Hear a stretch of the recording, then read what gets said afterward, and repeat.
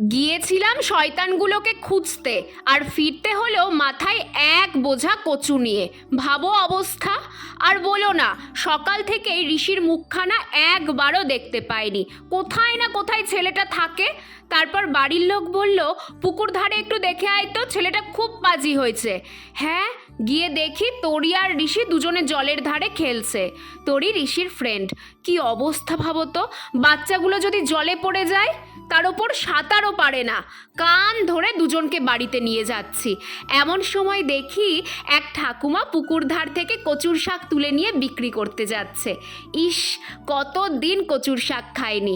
এক আটির দাম কত জিজ্ঞেস করতে বলল 5 টাকা, কিন্তু এক আটি মানে 2 বা 3টে কচু হচ্ছে।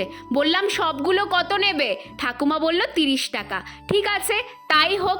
এতগুলো শাক, তার উপর নিজের প্রিয় শাক যদি 30 টাকায় পাওয়া যায়, তাহলে ক্ষতি কি?